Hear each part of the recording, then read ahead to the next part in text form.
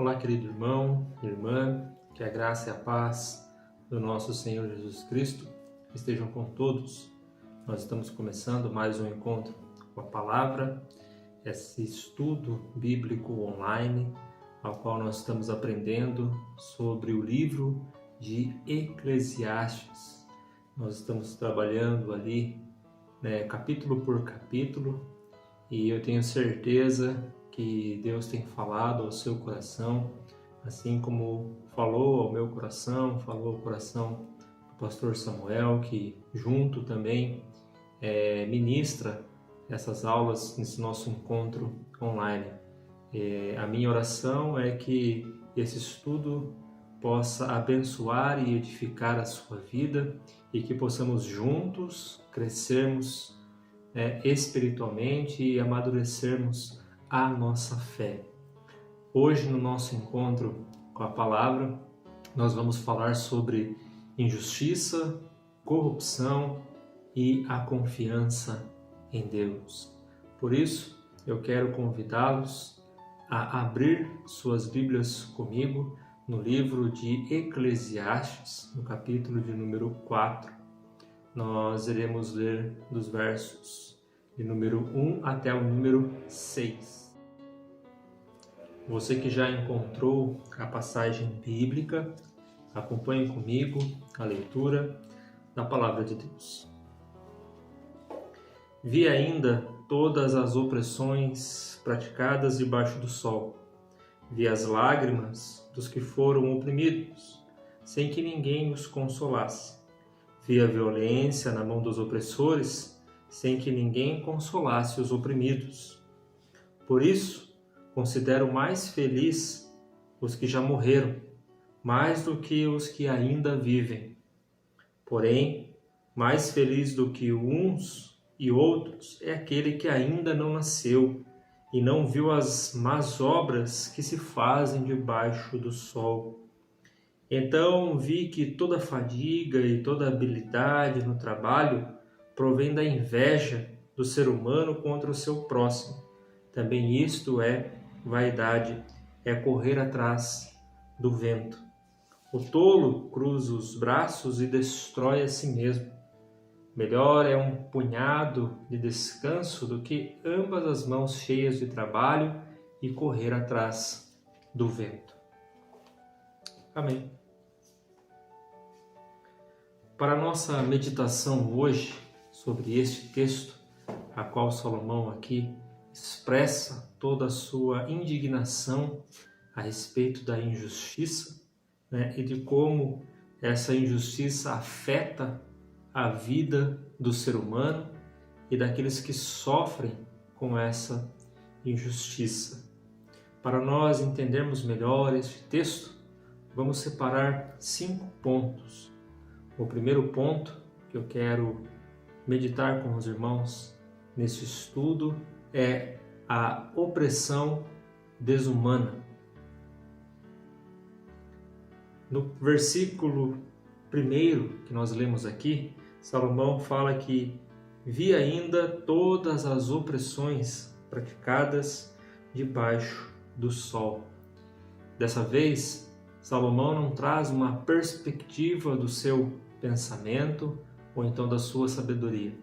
Salomão relata aquilo que ele contemplou, aquilo que os seus olhos viram. Ele diz no texto que ele vi todas as opressões praticadas debaixo do sol. A nação de Israel era uma nação que seguia uma lei justa e era uma lei que contemplava a todos, tanto ricos quanto pobres, tanto os judeus quanto os estrangeiros que iriam habitar juntamente com o povo judeu. Estavam debaixo desta lei. E essa lei era justa, porque era a lei de Deus e todos deveriam praticar. Então o povo de Israel, os judeus, temiam praticar a injustiça, não por causa dos homens, mas por causa da lei de Deus, do próprio Deus. E aqui Salomão fala que vê a opressão praticada pelos homens debaixo do sol. Salomão contempla que as nações ao seu redor, que os povos ao seu redor não respeitam a lei de Deus, não respeitam o próximo e oprimem de uma forma desumana as pessoas. Aqui Salomão, ele contempla num contexto de um julgamento, de um juiz que é iníquo, corrupto e que pratica a injustiça. Então, nesse primeiro ponto, os olhos de Salomão contemplam a opressão desumana, aqueles que são oprimidos pela injustiça, aqueles que não têm o poder de se defender, que não há para onde eles possam correr, não há como eles se defenderem desta opressão. O segundo ponto ao qual nós vemos aqui é as lágrimas inconsoláveis daqueles que sofrem a injustiça. Ele continua no texto dizendo: vi as lágrimas dos que foram oprimidos, sem que ninguém os consolasse. É triste, é revoltante quando sofremos a injustiça. E aqui Salomão contempla as pessoas que estão passando por isso. Salomão agora olha para o ser humano, para o próximo, e vê que a injustiça produz uma tristeza inconsolável, porque a injustiça, ela nos tira o poder de reação, ela nos tira o poder de força. Estamos praticamente rendidos à injustiça. Não há como se defender, não há quem nos defenda. Então Salomão vê que o povo chora e é um pranto amargo, um pranto triste, um pranto que traz uma profunda tristeza no coração do ser humano. E Salomão sente essas lágrimas e ele diz que são lágrimas inconsoláveis, ou seja, não há consolo, porque todos são injustos, ninguém quer praticar a justiça. No terceiro ponto, a qual Salomão fala aqui, é o descaso para com os injustiçados. Ele continua no texto dizendo: vi a violência na mão dos opressores, sem que ninguém consolasse os oprimidos. O descaso para com o ser humano, para com o próximo. Não basta praticar a injustiça, mas as pessoas são indiferentes, insensíveis, não sentem a dor do próximo, menosprezam, não ajudam, recolhem a sua mão, viram o rosto. Assim como nosso Senhor foi injustiçado naquela cruz, sofreu a humilhação, assim também essas pessoas, essas pobres pessoas, sofrem com a injustiça daqueles que regem a lei, daqueles que governam. Essas pessoas deveriam praticar a justiça, deveriam ajudar os mais necessitados, mas pelo contrário, elas oprimem cada vez mais aqueles que não têm condição de lutar para se defender. E, infelizmente, essa é a justiça dos homens e o descaso para com aqueles que são injustiçados. Depois, no quarto ponto aqui, Salomão, ele vê o desencanto com a vida. Olhem comigo o verso de número 2. Por isso considero mais felizes os que já morreram, mais do que ainda vivem. Salomão agora parte por uma perspectiva de que o homem mau, aquele que pratica a injustiça, aquele homem corrupto, não há nenhuma possibilidade, nenhuma esperança que ele mude o seu coração e o seu caráter. Então Salomão pensa consigo mesmo e diz: é melhor aqueles que já partiram do que os que ainda estão aqui, aqueles que já morreram do que aqueles que vivem, porque aqueles que morreram não podem mais contemplar essa injustiça, não podem mais ver o sofrimento das pessoas sem poder fazer nada, sem poder ajudar. Então Salomão diz que aqueles que morreram, esses são felizes, porque não contemplam mais a injustiça deste mundo, não contemplam mais o sofrimento, a tristeza, a dor que essas pessoas estão sofrendo. Então Salomão agora olha para a vida como algo mau, algo que não traz benefício ao ser humano, e a morte como algo bom, porque traz um alívio, traz uma libertação do sofrimento aqui neste mundo. Este pensamento de Salomão é o pensamento de muitos que contemplam a injustiça desse mundo e não enxergam esperança de um futuro melhor e acreditam que o melhor é morrer do que viver. É preciso tomar cuidado com esse pensamento, porque quando pensamos desta maneira, nós estamos desprezando a graça de Deus e o seu poder. Se estamos vivos, é pela graça do Senhor. E se estamos vivos, é porque Deus quer que permaneçamos vivos. Teremos um dia da nossa partida, a qual somente o Senhor sabe. Mas até lá, precisamos viver a vida que o Senhor nos dá. Apesar do sofrimento, apesar da luta, das tristezas, desse mundo injusto e corrupto, nós temos um Salvador que nos ajuda e que estende a sua mão para nós nos momentos de aflição.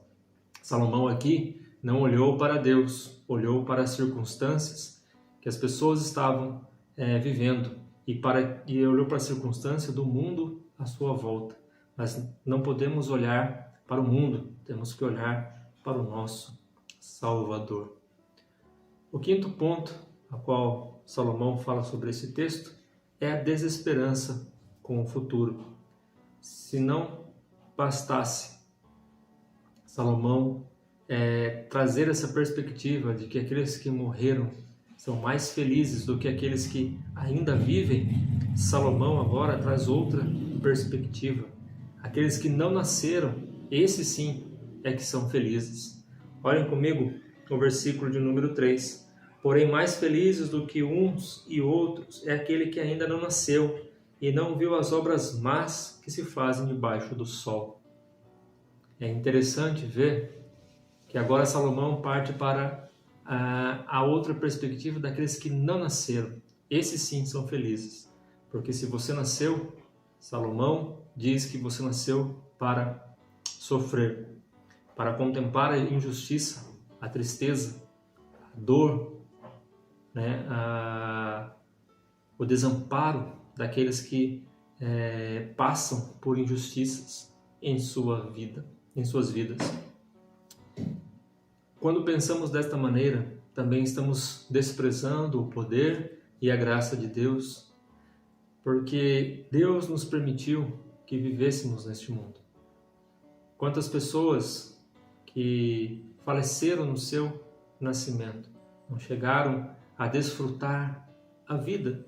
Deus sabe todas as coisas, mas se nós estamos aqui hoje, vivos, é pelo propósito de Deus, é pelo seu poder. E apesar do mundo viver esta bagunça, este caos, aqueles que creem no Senhor têm as suas esperanças renovadas. Sabem que Deus, apesar da desorganização do homem, apesar da maldade do homem, apesar de tudo que o homem tem feito com o seu próximo, com a natureza, Deus está no controle de todas as coisas. Por isso, não é mais feliz aquele que não nasceu. Pelo contrário, feliz é aquele que nasceu e vive para o Senhor, vive para Cristo, como aqueles que um dia entregaram a sua vida ao Senhor. Nós precisamos olhar a vida por esta perspectiva, que apesar de olharmos as coisas más, Deus nos proporciona coisas boas. Ainda existe coisas boas neste mundo, porque este mundo foi criado pelo nosso Senhor e Salvador. E lá em Gênesis diz que quando Ele criou as coisas, Ele viu que tudo era bom. Então precisamos enxergar Deus em todos os lugares, em todas as situações. Não podemos somente olhar para o homem e para a corrupção do seu coração. Precisamos olhar para o nosso Deus, o Salvador, que traz a regeneração para o homem. Então há sim esperança no futuro. Não podemos fazer como Salomão aqui, que perdeu as esperanças. A nossa esperança está no nosso Senhor e Salvador, Jesus Cristo. E assim como há injustiça, e assim como há a corrupção, nós precisamos confiar em Deus, porque Ele é um justo juiz. E Ele fala, através da sua palavra, que Ele não pratica a injustiça. O nosso Deus é justo e reto. O julgamento de Deus é verdadeiro. O homem pode falhar, o homem pode praticar a injustiça, mas Deus não. Deus não pratica a injustiça. O nosso Deus é um Deus justo e no tempo determinado por Ele, Ele irá executar esta justiça. Olhemos para os Salmos de número 103, no verso de número 6. Salmos 103, verso 6, diz assim: O Senhor faz justiça e defende a causa dos oprimidos. Ainda que aqueles que praticam a injustiça, achem que os oprimidos estão desamparados, eles não estão. O Senhor irá julgar a sua causa e o Senhor é justo e correto. Ainda no livro de Salmos, Salmos de número 5, versículo de número 4, diz assim: Tu não és um Deus que tem prazer na injustiça, contigo o mal não pode habitar. Louvado seja o nome do Senhor. O Senhor é um Deus justo e com Ele não há injustiça. Quando Ele julga com retidão, com verdade. No tribunal de Deus não há espaço para corrupção, não há espaço para o suborno, não há espaço para a mentira. O nosso Deus é um Deus justo. E ainda no livro de Salmos, no capítulo de número 9, Salmos de número 9, versículo de número 8 e 9. Salmos, versículo 9, Salmo número 9, versículo 8 e 9. Diz assim: O Senhor, Ele mesmo julgará o mundo com justiça, julgará os povos com retidão. O Senhor também é alto refúgio para o oprimido nas horas de sua angústia. Então o Senhor sustenta, o Senhor guarda e o Senhor observa lá do céu os homens, e vê os homens que praticam a justiça e os que praticam a injustiça. E no tempo determinado de Deus, Ele irá julgar as nações, e os justos serão separados dos injustos, e os justos receberão a sua recompensa, e aqueles que praticaram a injustiça, aqueles que viveram uma vida baseado na maldade, na corrupção, na injustiça, irão receber o seu castigo eterno. Então que possamos confiar em Deus, que possamos estar com os nossos olhos voltados para Deus e orar para que Deus manifeste a sua justiça no coração dos homens, para que Deus julgue o nosso país com justiça, para que Deus dê sabedoria e retidão para aqueles que governam a nossa nação, para aqueles que governam o nosso estado, para aqueles que governam a nossa cidade, para que eles possam agir com justiça e possam temer a Deus e não venham praticar a corrupção e a injustiça e venham a se afastar de todo tipo de mal. Que Deus abençoe o nosso país, que Deus abençoe a nossa nação, a nossa família, que possamos viver uma vida reta e justa perante o Senhor. Que Deus vos abençoe. Eu desejo a todos um ótimo final de semana e até o próximo encontro com a palavra, se assim o Senhor nos permitir. Um forte abraço a todos e até lá.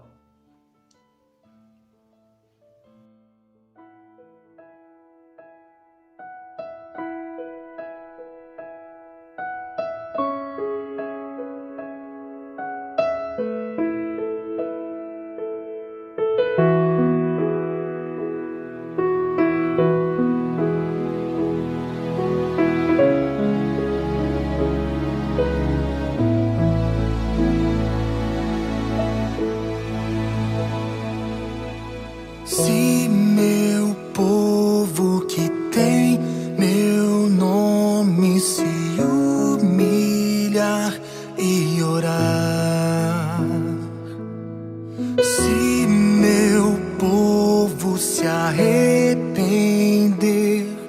dos seus caminhos maus, então os ouvirei e os perdoarei, sararei a terra e suas feridas. Eu me levantarei para os defender, defenderei o povo que leva o meu nome.